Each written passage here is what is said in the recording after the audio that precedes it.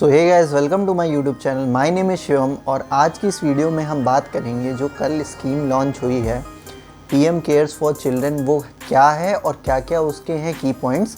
आज की इस वीडियो में मैं आपको यही बताऊंगा, तो वीडियो को लास्ट तक ज़रूर देखें एंड शेयर ज़रूर करिएगा ताकि ज़रूरतमंदों तक ये वीडियो पहुंच पाए एंड वो देख पाएँ कि क्या क्या स्कीम के अंडर की पॉइंट्स हैं एंड उसका वो कैसे फ़ायदा उठा सकते हैं। सो दोस्तों, जैसा कि पिछले साल 2020 में मार्च से हमारे देश में कोरोना की ये महामारी आ गई थी एंड उसकी वजह से लाखों लोगों ने अपनी जान गंवाई, जिसके कारण काफ़ी बच्चे जिनके माँ बाप दोनों गुजर गए। तो अब बड़ा सवाल ये उठ रहा था कि अब उन बच्चों का क्या होगा। तो हमारी केंद्र की सरकार ने काफ़ी एक अहम कदम उठाया है और एक स्कीम लॉन्च की है पीएम केयर्स फॉर चिल्ड्रन, जिस स्कीम के तहत उन बच्चों को फ़ायदा पहुंचाया जाएगा, उनकी एजुकेशन या उनके एक 23 साल की एज तक जब वो पहुंचेंगे तो एक फ़ंड उनको प्रोवाइड किया जाएगा कि वो अपनी आगे की ज़िंदगी उसके तहत चला सकें या जो भी उनको आगे करना है वो उस अमाउंट से अपना गुजारा कर सकें। सो दोस्तों, जैसा कि कल प्रधानमंत्री जी ने ये बयान दिया था कि बच्चे हमारे देश का भविष्य होते हैं और हमारी सरकार हर वो अहम कदम उठाएगी उन बच्चों का भविष्य उज्जवल बनाने के लिए। तो दोस्तों, जैसा कि इस स्कीम में बताया गया है कि हर उस बच्चे को जो 18 साल से कम है और उसके माँ बाप या गार्जियन जिनके साथ वो रह रहा था, गार्जियन की मैं बात इसलिए कर रहा हूँ जैसे किन किन बच्चों के माँ बाप पहले से नहीं थे, वो किसी और के साथ रह रहे थे और उनकी भी जान चली गई है, तो ये स्कीम के तहत उनको भी फ़ायदा पहुँचाया जाएगा ना। दोस्तों, जैसा कि ये बात आ रही थी कि 10 लाख का एक फ़ंड दिया जाएगा, तो आप ये मत समझिए कि आपको 10 लाख रुपए ऐसे दे दिए जाएंगे। जब बच्चा 18 साल का होगा तो उसके नाम पे एक सरकार अकाउंट खोलेगी जिसमें वो 10 लाख का फ़ंड जमा कराएगी।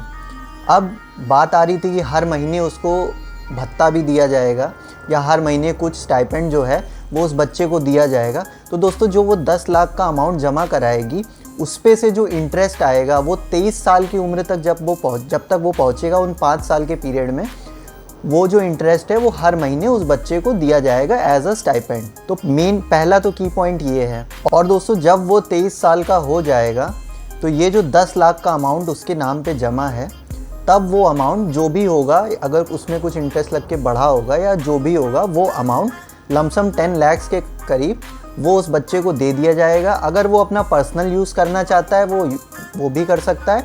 अगर वो अपना बिज़नेस में लगाना चाहता है या कोई भी प्रोफेशनल यूज़ करना चाहता है तो वो भी यूज़ कर सकता है।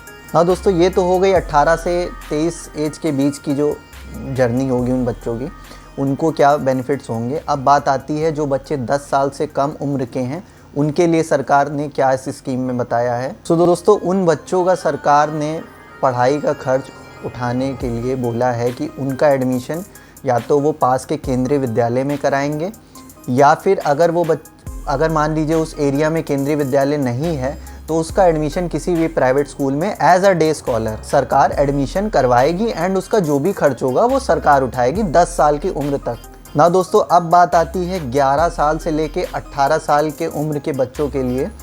उनके लिए सरकार ने बोला है कि उनका एडमिशन जो सेंट्रल गवर्नमेंट के रेसिडेंशियल स्कूल्स होते हैं, जैसे कि सैनिक स्कूल हो गए, नवोदय विद्यालय हो गए और भी ऐसे काफ़ी स्कूल्स हैं हमारे देश में, उनमें एडमिशन कराएगी और जैसे बोर्डिंग होता है उसके तहत सरकार उनका पूरा खर्च उठाएगी 11 से 18 साल के बच्चों का।